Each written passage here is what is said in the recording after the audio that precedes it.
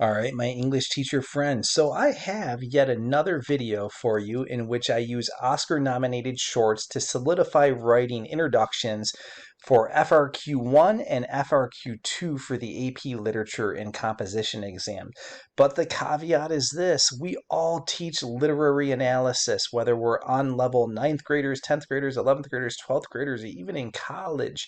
This template of the inverted and declarative thesis works like a charm every single time. So while I specifically made this for AP Literature and Composition, I would use the exact same template if I were teaching on level 9th graders or on level juniors. It's all one and the same. Good writing is good writing. Good thinking is good writing. So this is just one way in which to really ensure that students hammer home that thesis point, whether they're writing for an exam or writing just for the sake of doing literary analysis. So if you're familiar with my work, you know that I've done a slew of these in the past. I love using these Oscar-nominated shorts. They're very brief videos of, I don't know, no more than 7 minutes. And this one was a gem that someone suggested to me. It's called Yo Te Quiero. It's a silent film, so it's no big deal that it was created by a Spanish director and author. There are no words, so there's no need to translate anything. So it's very much like several of the others that I've used, and it's powerful, really poignant. And one of the things I like about this is that there's so many interpretations when you ask the questions: how does the author construct meaning? And what is the authorial intent? That's the juicy question. What is the authorial intent? Why did this guy make this movie, and what's it mean? What's the universal truth? What's the universal theme? It's a very tricky one, and it's very good for discussion or for even doing cold writes.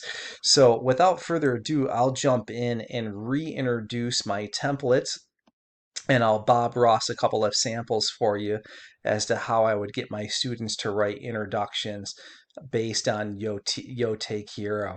And again, I think also in light of what the College Board did in 2022 with like the octopus piece, for example, I love giving my students some strange out of the box Oscar nominated shorts like this, just in case the College Board decides to throw a zinger at them years down the road. Just always be on our toes for what's that crafty College Board going to do. So one of the essential questions that I throw out a lot when I work with teachers is this, and it's actually the title of the textbook that I'm currently peddling around for publication. What if we taught composition like Bob Ross teaches painting? And what I mean by that is this: you have to, as the classroom teacher, position yourself as the expert writer in the classroom. In order for your students to do what my students are doing here in this particular video, in these slides, this meant that I Bob Ross the heck out of this. And what I would do is this: I would say, all right, guys, there's a couple of ways to write an introduction. You can declare or invert. Here's 3 inverted that I wrote. Here's 3 declarative that I wrote.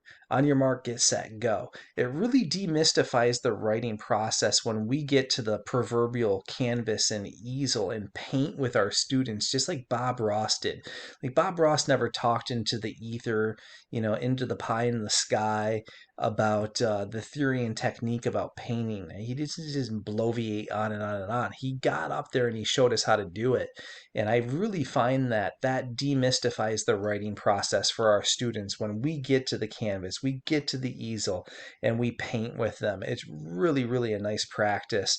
And I know that several of the pundits in the English world are doing that, such as the Kittles and the Gallaghers are all about that, and I espouse that too. So the question is this: how do I construct the introductory paragraph? I've alluded to this. There's only 2 ways, if you adhere to the confines of my template, to go about an introduction. You can declare or invert.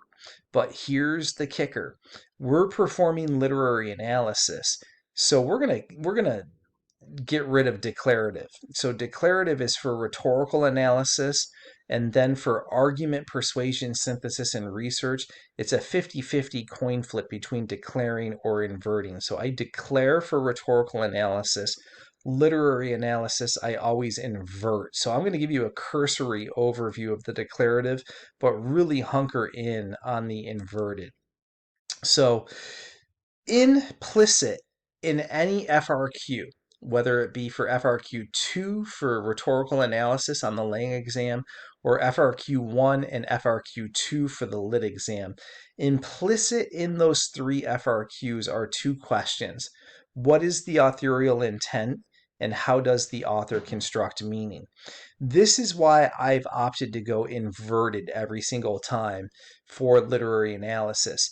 When students answer the question, how does the author construct meaning, they're into terms, devices, techniques. Whenever you get anchored in an argument using your terms, devices, techniques, by extension, that is going to be your thesis statement.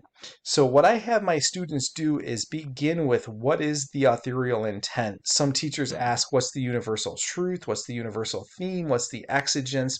So all of my introductory paragraphs, no matter the expository mode, are going to be 4 sentences long. So what my students do when they invert is they take 3 sentences to get the authorial intent. Last sentence is, how does the author construct meaning? So I will model that for you a number of times to really demystify it for you. So it's 3, what is the authorial intent, plus 1, how does the author construct meaning? So let's take a look at the inverted and just skip the declarative. So what you're going to do is 3 sentences authorial intent, 1 sentence construction of meaning. So by virtue of that, you're going to get in a little bit of context and background with a thematic focus. And then what we're going to talk about next is all the stuff that I teach in my Word Study Academy and my Nuance Academy, a couple of components of those. So I run an intensive Word Study Academy all the way from day 1 until the day of the exam with my students, because I know there's a vocabulary void going on in our country right now. Kids don't come to me with the lexicons they did 20, 10, 15 years ago. So I have to fill that in, help students fill that in. So we study a lot of tier 2 level vocabulary words throughout the course of the year. And by tier 2, I simply mean your average run-of-the-mill SAT level caliber words. And I like it when students can cop a nice academic tone in their introductions. I think it's crucial for the sophistication point to be able to do that. But my students also do a nice job of teeter-totter balancing the tier 2 with some colloquial and vernacular. You don't want to do one far more at the expense of the other. Otherwise, it sounds pedantic or too small. And I don't want my students to come off as either. I want them to keep that balanced. Sentence constructs is interesting. I have my students study Strunk and White's seminal text called Write It Right. And in that text, they mention rule number 18. And rule number 18 asserts that there's 12 different ways to cobble together a single sentence. So my students know all their parts of speech, and they know the names of all 12 sentence constructs, and they can manipulate their syntax in order to achieve voice, rhythm, and flow, which you're going to see in a second here in their writing. So a lot of emerging and struggling writers will overuse independent clauses or the short, simple declarative sentence. So there's a droning rhythm when we read it. It goes like da-da, da-da, da-da, da-da, da-da, da-da. My students are going to make music out of their sentences by manipulating their syntax and by being able to flex across those 12 sentence constructs. And as I alluded to, it's always going to be 4 sentences long. So 3, authorial intent, 1, construction of meaning, sprinkle in the tier 2, but don't overdo it, stay in the wheelhouse, manipulate those sentence constructs, 4 sentences. So let's see how this works here. Here's the first one. Again, it's going to be 3, authorial intent, 1, construction of meaning. In a society like ours that is governed by the concepts of materialism and consumption, it is not uncommon for people to treat others as if they are objects. So that's kind of the whole exigence, the aha, the truth, the universal truth, the universal theme of Quiero. In fact, this is at the core of a lot of human divides. When one possessively clings to another, they are in fact rendering the person of their attention into an object. All right, we're 3 sentences in. Nice articulation of the authorial intent. Now we need 1 sentence construction of meaning. And I tell my students, don't make it a literary terms dumping ground. Focus on the 2, no more than 3 most salient terms that the director used to construct meaning. So in this one, this student went irony and metaphor. So look at how it's worked. Michaela Dahl explores the irony of this phenomenon metaphorically in her short film, Yo Te Quiero. So it's perfectly done. 3 plus 1. Note the vocab. Really good things in here. Governed, materialism, consumption, right? Nothing, overly done. Human divide is nice. Cling, rendering, right? And then all the sentence constructs are varied. I really don't like my students to parallel any of their sentences unless they have a reason to. And in other writing workshops where I show you how to do whole essays, in the conclusion of the syllogistic body paragraph, that's where you want to have some parallelism when you're hammering your points.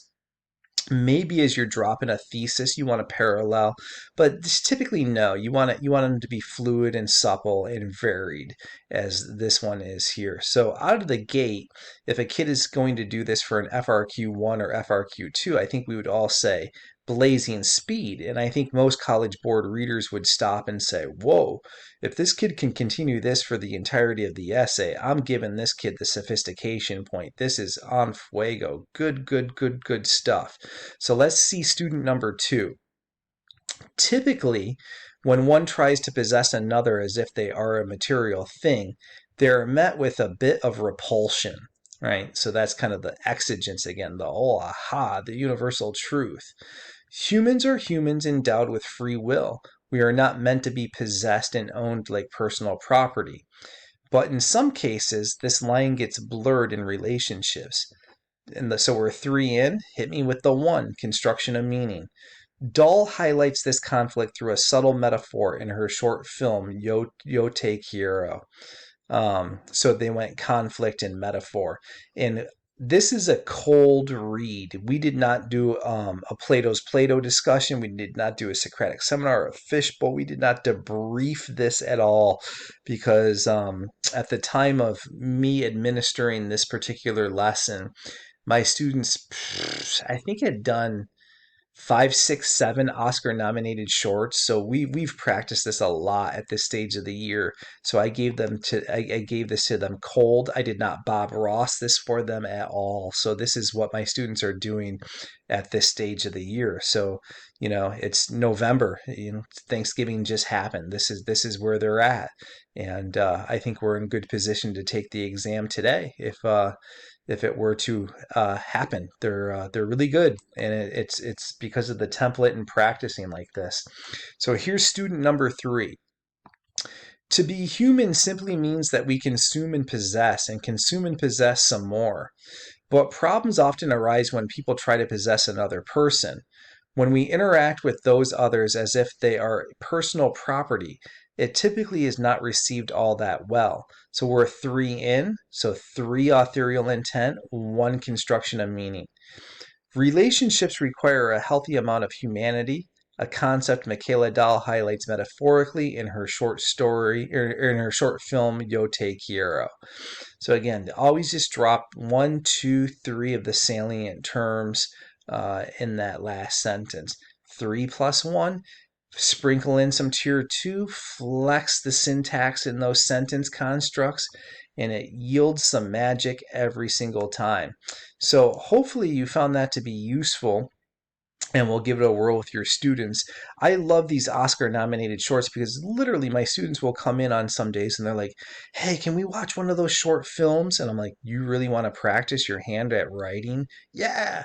Like they ask for this, and it's a really great way to shore up that thesis point practice for FRQ1 and FRQ2 for the AP Literature exam. So if you would like these slides, just give me an email at teachingwritingcoach@gmail.com. Also know that I've teamed up with the National Writing Project, and all of my professional development opportunities going forward are going to be housed by the National Writing Project so that teachers can get their professional development hours sanctioned by an accredited institution. So every month we have this cadence where I'll be doing these 2-hour intensives. I've done them on my alternative grading methods, teaching line of reasoning. I'll be doing AP strategies for success in the coming months. My Nuance Academy, Word Study Academy. So once a month we'll be doing something, and I'm also running my Teach It Right 5-week masterminds through them. They now have my self-paced course.